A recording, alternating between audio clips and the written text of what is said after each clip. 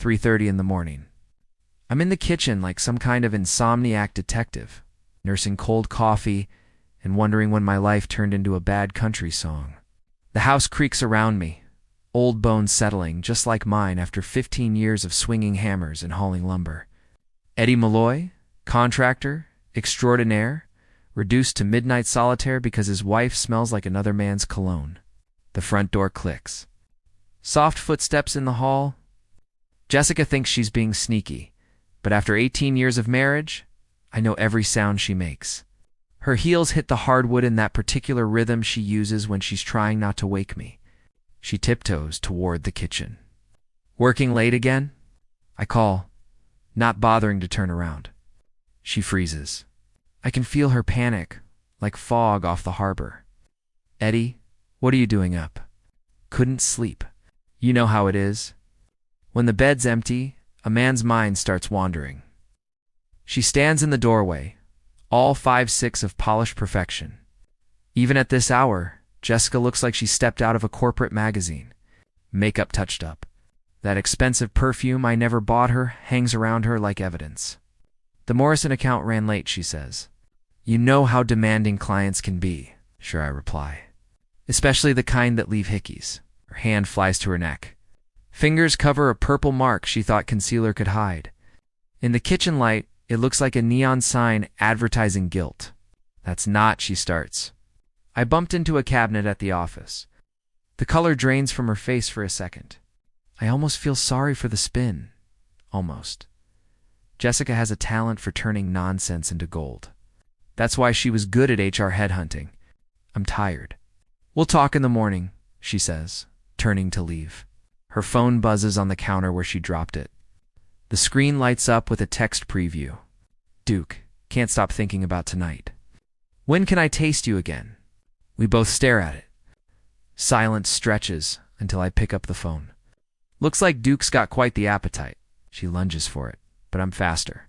18 years of construction keeps a man's reflexes sharp. Give me that, she snaps. Easy there, Tiger. Just want to see what kind of business you've been conducting. I scroll. Each message is a knife twist. After the first few cuts, you go numb. Duke, meet me at the lake house. Bring that thing you do. She breaks down, mascara running like black rain. But this isn't the kind of crying I've seen when she wanted something. This is the cry of being caught. How long? I ask. 6 months, she whispers. 6 months. I repeat. Half a year of dinners and excuses. Half a year of lies.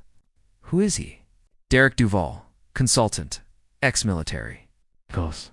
Muscles, truck the works. Calls himself the Duke without irony. I set the phone down carefully, like it might explode. Maybe it already has. I never meant for this to happen, she says. For 6 months, I reply. We can work through this. Marriage counseling. I'll end it with Derek. I will. Will you? I ask. Because these messages suggest he's expecting you tomorrow night. With something special planned. She closes her eyes. So you were going to tell me after? I say.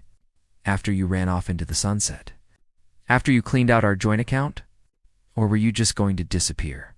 It's not like that, she says. Then what is it, Jess? Explain it to me like I'm one of those dumb construction workers you apologize for at office parties. She never has an answer for that. I stand up. My bones creak like the house. Sleep in the guest room. We'll figure it out tomorrow. I climb the stairs to what used to be our bedroom. I'm not thinking about tomorrow. I'm thinking about Derek Duval, his lake house, his truck, and 6 months of lies. Mostly I'm thinking about how everybody always underestimated me. That's going to be their first mistake. Morning comes too early. I'm up at 5:30. Instead of making coffee for 2, I make it for 1. Jessica's car is gone. Barney Kowalski shows up at 6, same as always. My right-hand man, stocky, loyal, and twice as mean when crossed. You look like hell, he says, helping himself to coffee. You could say that. He listens, grunts, and then goes quiet. So, what's the play? He asks. Information first, I say. You can't fight an enemy you don't understand. Barney knows a guy who knows a guy. By noon, he's back with a folder thick as a phone book.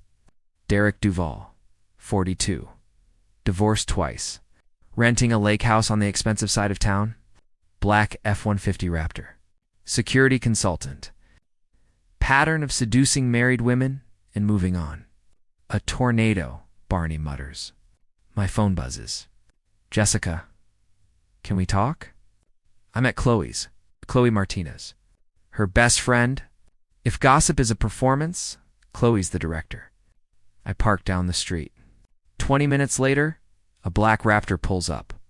Derek steps out. 6'2", built like a recruitment poster. Through the window, Jessica jumps into his arms. They kiss like teenagers while Chloe watches, phone ready. I take pictures. I follow them to the lake house. They disappear inside. I sit in my truck and record it all, one photograph at a time. Humiliation is temporary. Revenge done right lasts forever. Mrs. Keene, the 70-year-old neighbor, calls me later.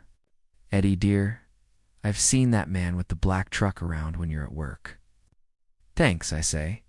You did the right thing. Appearance matters in this town. Jessica's always curated hers.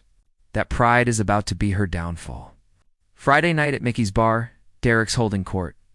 War stories, flexing for the crowd. I walk over. You, Derek. Do I know you? He asks. Eddie Malloy. Recognition flashes, then amusement. He brags about Jessica like she's a trophy. I let him swing first. His fist connects with my jaw and drops me. Pain explodes. I don't fight back. It's fine, I say. Just a misunderstanding. He stands over me. Stay away from me, old man. And stay away from Jessica. Funny, I say. She was crying about you yesterday, he snarls. But he's already given me what I need. I recorded everything. Every word. Every brag. 2 weeks later, the whole town gathers for Founders Day. I take the microphone. Evening, everyone. I want to share something important. The room quiets. Jessica goes pale. We play the audio. Derek's voice fills the hall. Then the slideshow starts. Messages, photos, receipts, months of truth. The crowd turns. Derek loses it. Throws a punch, misses. Officer Brennan steps in. Cuffs click. Phones record. By morning, it's everywhere. By next week, it's legend. Jessica follows him out. I don't stop her. Chloe walks up to me. That was something. You okay? Better than I've been in months, I say. For the first time since all this started, I feel like myself again. Not the betrayed husband, not the dumb construction worker.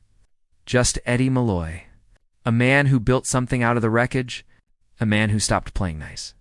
Derek thought he could walk into this town, break things, and walk away. He was wrong. I built a trap so complete they destroyed themselves trying to escape it. That's the thing about building. You measure twice and cut once. I measured. I waited. Then I cut. And this time, what I built wasn't a house. It was an ending.